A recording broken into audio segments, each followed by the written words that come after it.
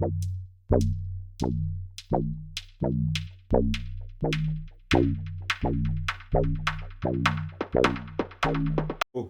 Small coming at you today with another video. And today we are discussing, what code do you follow? What code do you follow? That's what we're discussing today in this video.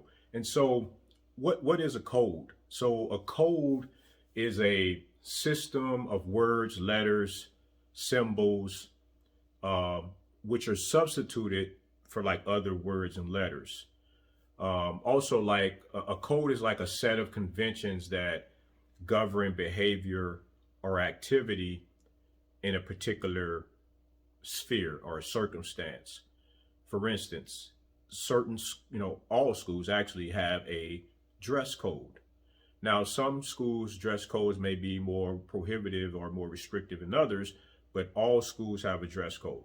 Right, there's certain things that they won't allow you to wear. For instance, if it's something that like may resemble gangs, or if it's something that may be offensive to another person, right, or group, right, those types of things would not be allowed. That's a code, right? There could be a code of behavior. For instance, like when you go to a wedding, there is a code of behavior that you're expected to follow. There is a code of behavior when you attend a funeral. And so government contracting has codes as well. And today I'm going to talk about two codes. And the two that I'm going to discuss is the NAICS code and the CAGE code. Now, before we dive in, I want to say that, if you find this video beneficial to you or any of the other videos on this channel, please go ahead and subscribe to the channel so you can be alerted of future videos. Go ahead and like the video, and if you don't mind, share it with one other person, right? Share the love, share the wealth, so that we can all grow together. So now let's dive in and talk about the codes in government contracting. So the first one I want to discuss is the NAICS code. So the NAICS code stands for the North American Industrial Classification System. The NAICS code is used to classify industries in the United States. And these industries are generally classified by like how much money they make or how many employees they make. There's other data that's collected, but for the purposes of this video, the key is how much money they make or how many employees they make. NAICS codes are very important, and it's very important that you understand what your NAICS code is, at least the primary one, because a NAICS code is used on every government contracting procurement. So anytime you're competing for a contract, it will always have a NAICS code assigned to it. Another key thing about the NAICS is that this NAICS code that's assigned to a particular contract or order is going to determine the size standard, meaning what is the size standard that determines if any given respondent or company that's responding to the proposal, if they fall under the standard, they are considered a small business. If they are above the standard, or if they meet the standard or above, they are considered a large business. Okay, that's why the NAICS code is very important. And something to keep in mind is that just because, let's say that you have one NAICS code for one procurement. The next time a procurement comes out, or different procurements have different NAICS codes. Sorry, let me say it like that.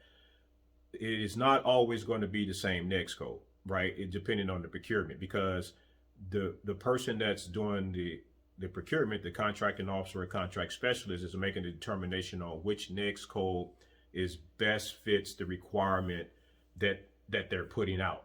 And so that's why it's important for you to really understand what your NAICS code is. And you'll often see NAICS code protests sometimes, because a company may feel that the NAICS code that the government is using is not really the appropriate NAICS code, and they feel that there's a better NAICS code that should be used. But probably the real reason there is that the NAICS code that's being used may be locking them out of that procurement. That NAICS code may be making them a large business, as an example. And so that's what NAICS codes are.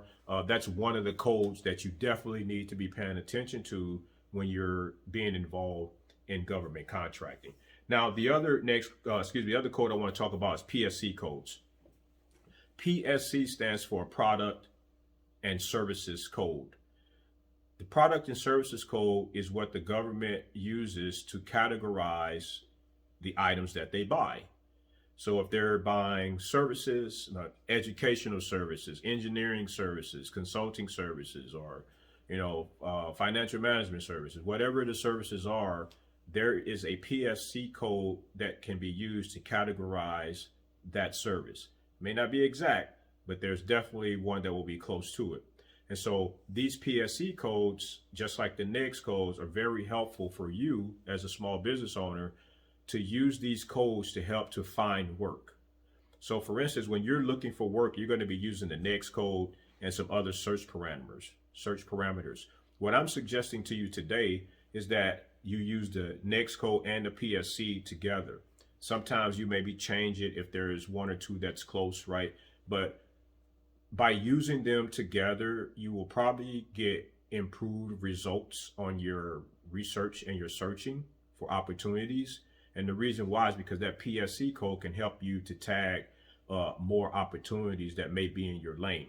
So don't just think that you only need to know your NAICS code. You also need to know your PSC code, and if not even more, because a lot of times when you change the PSC codes in your search, once again, in your search terms, it just brings up different results in SAM.gov. So once again, NAICS codes, PSC codes, that's the codes that you need to really focus on and follow and pay attention to in government contracting, right? Because those are the codes that are going to lead you to your opportunities. I hope this video helps someone out there.